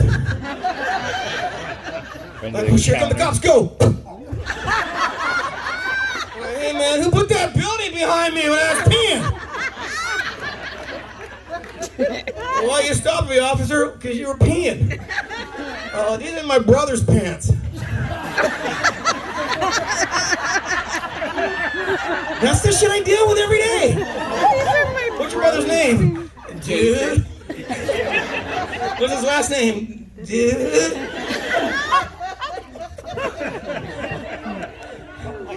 The good one is, so when we ask you for information, great when you get some guy that's confused as you say it. So what I'm going to say, and I'm going to say really fast. I always go, hey man, last name first, first name, middle name last. And they're like, what? I go, last name first, first name, middle name last. I'm saying it. Last name first, first name, middle name last. But you say it real fast, you're like, oh, I'm fucked up, dude. I gotta go. You gotta learn how to do all that stuff. You go. I had this one guy, man, he came up to me one day and he goes, hey, Officer Mancini, man. The other day, man, the other police department, they took my cell phone. I was like, really? He goes, yeah. You know what? I go, no, what color was your wallet? He goes, what? He goes, they told you said check your wallet. Goes, and I was with my partner, right? He goes, I go, they said check your wallet. He goes, no, they took my cell phone. I go, well, you told me wallet. He goes, no, I didn't. I said cell phone. I go, I heard wallet. I go, was it a bifold, trifold? He goes, what? I go, your wallet. He goes, why are we talking about wallet? Because they told you, you took your wallet. He goes, they took my cell phone. I go, buddy, what did you hear? I asked my partner. My partner goes, I heard a wallet, right? So the guy's like, no, they took my cell phone. I go, well, then why didn't you tell me wallet? He goes, I never said wallet. I go, yeah, you did. My buddy and I heard you say wallet. He goes, you know what? Fuck you guys. He's like checking his pockets, finding my wallet and shit. He's like, he walked away. So. He didn't know what he lost. He's like, sometimes there's a lot of fun out there with people. Just gotta find it. So people run from me like I was saying. So what I do to stay in shape is I do jog. You know, I try to stay in shape because if I do have to get in a foot pursuit, it's going to be done like 100 feet because I'm not going anything. Because seriously, at the academy, when you guys go to the academy, and if you're officers out there, you guys know this, they teach you how to do a foot pursuit because they want you to talk on the radio while you're chasing the guy. So what they do is they have another recruit take off. He runs, and then you start chasing him. And then when you're chasing him, you're supposed to take a deep breath. You're supposed to go, and then when you exhale, you're supposed to talk on the radio while you're running, like, I'm ready for pursuit. He's heading northbound. He's wearing black pants, black shirt, black velvet cap. And if the dispatcher hears you, boom, you graduate. Okay, so. And then the bad guy, the other recruit, he stops running after 100 yards. And you're done. You're like, okay, cool. That's great. But in real life, that shit doesn't work. Because I've been in like 4 foot pursuits, and this is how well that training came in.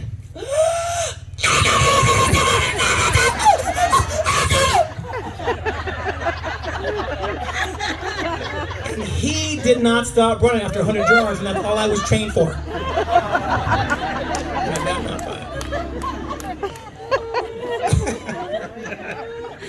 Yeah, that training came really well with my first pursuit. I'm like, where are you? And dispatcher was good because they went.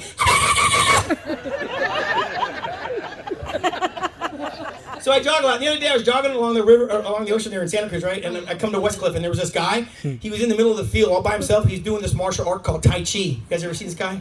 Slow motion martial art. If you guys get your ass kicked by the guy, he knows Tai Chi. You're a loser because the shit's slow motion. You can see it coming. You can move.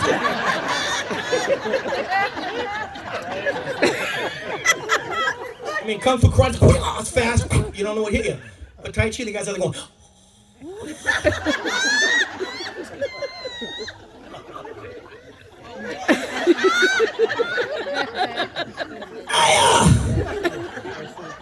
I go, hey dude, check this out. He went, whoa!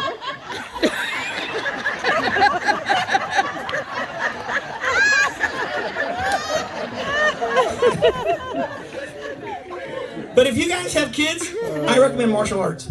Martial arts are amazing. I've been taking martial arts my entire life, and I'm so glad that my parents got me into it when I was younger because it's really a great thing for children. It gives them discipline, which a lot of kids don't have nowadays. It gives them confidence, and it lets them protect themselves when they're out there in the world, but having to protect themselves from like the bad guys, right? But some of the shit they taught me as a kid was not very effective. I'll give you an example. I remember I walk in there, I was like 10 years old, when my sensei comes in and goes, okay, today, wait, I'm like, what are we doing? Apparently he was saying, everything I teach you in the dojo stays in the dojo. Everything I teach you, you'll use in life. I'm like, okay, that's pretty good stuff to know, right? They taught me at the age of 10 years old that if anybody ever grabbed my wrist, they taught me I could how to twist out of it, right? And do all these punches and kicks and get away. I'm like, that's some good shit to know. I felt pretty confident at 10. 3 years later, I got my very first fight in school. This person cut in front of me in the lunch line. So very politely, I said, "Sir, I don't mind you cutting, but they actually start right behind me." Right? Very diplomatic. And he said some very mean things to me. His exact words, and I'm going to try to hold back a little bit. He said, "Fuck you, motherfucker." I said, "Get your mom off the streets and I'll quit fucking her."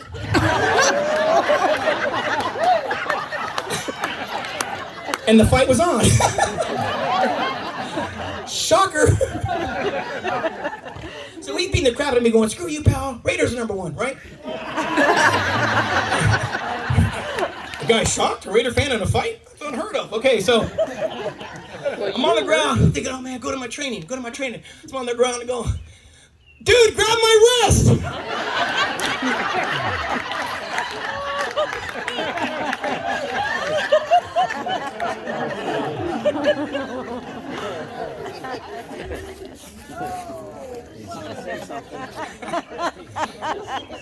My daughter's, she's 19 now. I was teaching her taekwondo when she was little, because I wanted her to be able to protect herself and stuff when she got older, and it was pretty cool. Yeah, when they're young, it's the time to teach them. Actually, not to teach them, but to get them into that kind of thing, because they're like sponges, and their punches aren't as clean as yours as an adult, but at least they learn, right? I was showing her how to like punch and block and key hop and blade and kick and all this really cool stuff, right?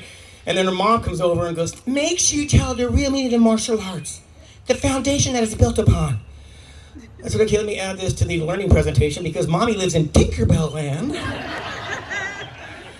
I go, "Mommy wants me to tell you that martial arts are only used as a defense, never, never, never, never as an offense." My daughter's like, "Okay, Dad."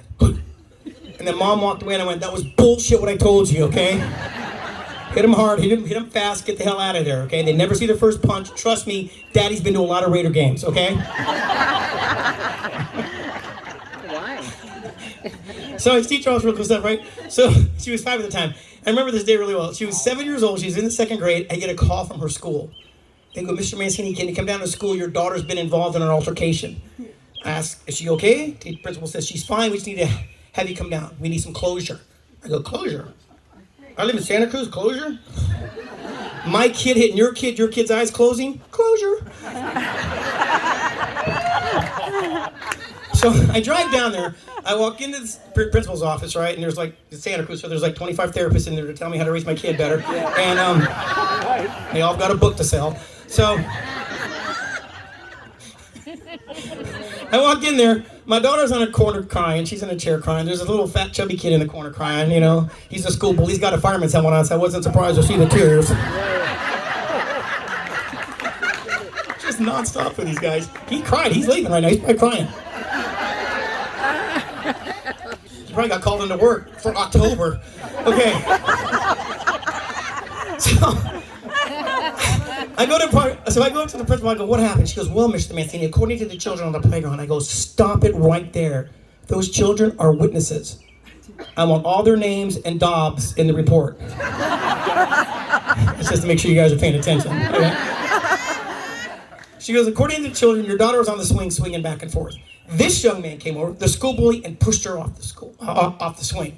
Your daughter got up from the ground, she brushed herself off, and she said to him, 'If you want the swing next time, just ask me for it nicely.'" I'm like, good for her, she's being the bigger person, right? That's what we learn in martial arts, we learn how to just de-escalate, right? Then he pushed her again. I'm thinking, holy shit, she's been talking to her mom because that's 2 pushes too many for Daddy. After the 2nd push, she got up, she brushed herself off, and she stood there and she said, "You have some major anger management issues you need to work through." I'm like, that's Mommy talking right there. Then he pushed her for the 3rd time. I'm thinking, oh my gosh, 3 pushes. And she goes, "Yes, Mr. Mancini, but that's where everything changed. After the 3rd push, apparently your daughter stood up. She took some kind of fighting stance. She punched him right in the solar plex, knocked the wind out of him, said something in Japanese like banzai, kamikaze, not real sure what it was. He fell to the ground and she walked away. I'm like, why am I here? It looks like shit's corrected itself. Right? The school bully was beating up my kid kicked his ass. She's stressed, I'm stressed, the school needs to pay for us to go to Maui so we can de-stress. So I go over to my daughter, she's crying, she goes, "Daddy," and she's only 7, she goes, "Daddy, I'm so sorry, he just kept pushing me. I go, "Sweetheart, I'm okay, I talked to the principal, I'm good, but one question, when you punched him, did you like key hop and reach aim in case he got back up?" She goes, well, yes, sir, that's what I'm trained to do. You're so getting ice cream. Can't punish for that. So as I'm walking out, that kid's mom kind of comes after me. She goes, excuse Mr. Mancini, is there a reason why you're teaching your daughter martial arts? Is that necessary? I go, hey, back off and be glad he didn't grab her wrist.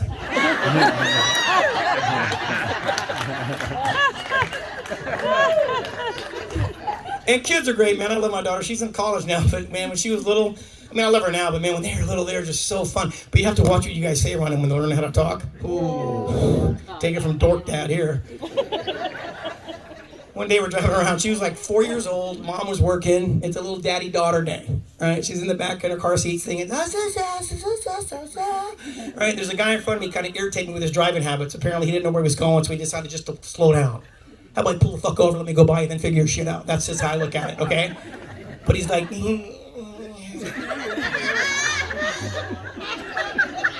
So apparently I was saying some things out loud I didn't remember saying. And then my daughter, being daddy's little girl, brought it to my attention 3 days later when mom was in the car with us. Yeah, we're having a family day. My daughter's back there saying, my ex-wife's over there going, she's going on and on and on. I'm looking for a pole to hit so my airbag will deploy and knock me out. I'm like, she's going on and on. I'm like, God damn, lady, take a breath, Jesus. She's going on. And then I was getting irritated because the guy in front of me was kind of irritating me because he was doing some stupid shit. Well, my daughter could feel my frustration. She's 4 years old. She could feel my frustration. She goes, Daddy. I go upstairs. She goes, oh, this guy's got his head up his ass. I was so proud of her, man. I was so proud of her. I went back to blow her a kiss, but I couldn't get my face past the center console because Mom's eyes were melting it. She's like, oh my gosh, where did you learn that? I'm like, fire department? And I don't know where he went. I think he went home. But my brother's a firefighter, and you know, like I said, you guys, they got a tough job. They really do. No, they don't. But with all the time they have off, you think they could like make fun of cops, but they can't. My brother's like, whatever, man. Cops are gay. I go, whoa, whoa, whoa, whoa, whoa. Let's review the sleeping situation at night. I'm in my patrol car by myself. You at the bunkhouse. Only gay from the bottom. That's what the chief told me. And then he goes, whatever, man, cops have egos. Police officers, we do have egos. We have to have egos because we're dealing with parolees that are trying to steal your shit and trying to one-up us. But that ain't gonna happen, all right? And no mercy. I'm not here to hug you, I'm here to arrest you. I arrested one guy and I put the handcuffs on. Well, he kind of fought me a little bit. Actually, he fought me a lot of bit. So I put the handcuffs on and then the fight stopped. And he's in the car going, dude, these cuffs are tight. I go, man, they're brand new. I'm just stretching them out. And he was so drunk, he goes, glad I can help, bro.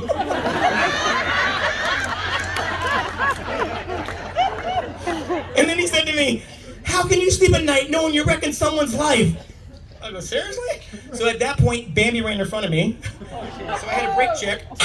Bam! He smacked his head, accidentally. Because I forgot to put the seatbelt on. I go, it's very simple, young man. Every night I go to bed, I put my head on the pillow. I bring the covers right up to my chin, and I think, that asshole's in jail. I arrested one guy. He broke into a house at Christmas. He said it was his house, but apparently to get in the house, he had to go to the backyard where it was really dark.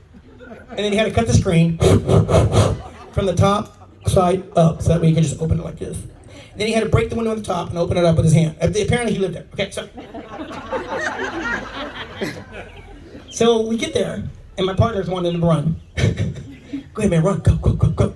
So we get there, I'm walking around the house, it's right around Christmas time. I'm looking at all the presents, a lot of presents. All these pictures are on the wall, but there's no pictures of him.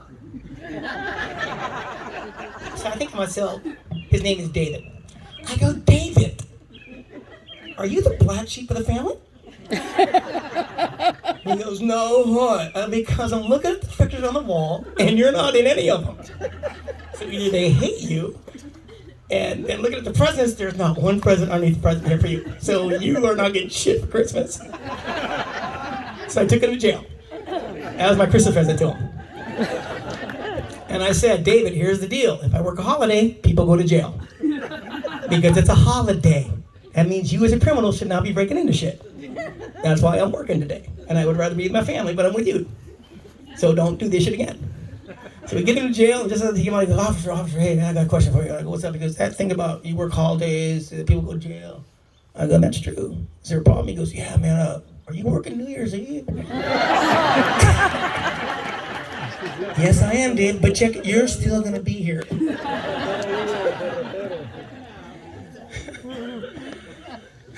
Like I said, I have nothing against firefighters, but my brother's always like, whatever cops have egos, and we do have egos, but we don't have an ego to the level of a firefighter does. And if he was here, he could totally validate it. Check this out, guys. Okay. Go out to the parking lot here and look for my car. It's just a regular car with a regular license plate on it. But if a firefighter, what does he have? He's got the fireman license plate, huh? My girlfriend's ex-husband has one, and she still got the shit on my fucking car. I go, we're never driving your fucking car again. Or I drive like an asshole, and they go, look at that fucking firefighter driving like an asshole. The fireman's like, I drive the shit out of that car, man. But firefighters, they want you to know what they do when they're not working. Seriously. Go to the mall. Yeah, go to the mall. How many cops do you see have a shirt that says, whatever, Santa Cruz County Sheriff's Office or Santa Cruz Beach? Zero. Because we don't want you guys to know what we do for a living. But firefighters, I'm a firefighter. You guys can't tell it's on my shirt. And if you can't see this, I got it really big on the back of my truck. When my daughter started to drive, I was showing her how to do some cool shit with cars. You know, like when you merge and it says yield, that's just a sign. Doesn't mean shit. Just get right over, right? Even though this guy's doing 70, you just get in road do 20. Okay, so zero cool shit. So one day we're driving, right? And I was actually driving, and a fire truck comes up behind us. And I go, fire truck, what do you do? She goes, Dad, pull to the right. So I pull to the right? Fire truck goes by. A few seconds later, ambulance goes by. We pull back out. We're driving, right? My daughter goes, Dad, I have a question. I go, what is it? She goes, I watched you the whole time, and you never looked out your rearview mirror, but you knew it was a firefighter, and you knew it was an ambulance. How did you know? I go, it's really simple, sweetheart. And you guys might want to write this down and tell your kids, your grandkids, whatever. This is how you can tell. I said, every public safety vehicle has their own certain siren sound. For example, an ambulance never changes the tone. It's all, never changes the tone. And I said, policemen, we travel at high rates of speed.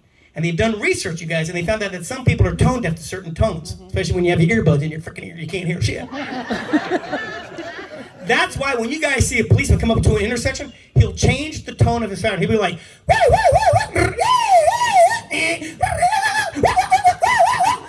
because we have ADHD and that shit's fun to do at 80 miles an hour, okay? And I go, and firefighters, what about firefighters? She goes, they work one day a month. I go, right. I love my kids, she's really sharp, right?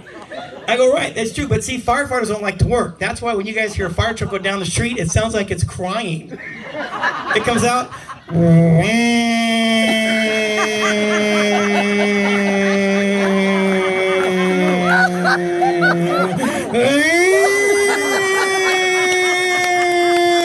intersection, blow my nose.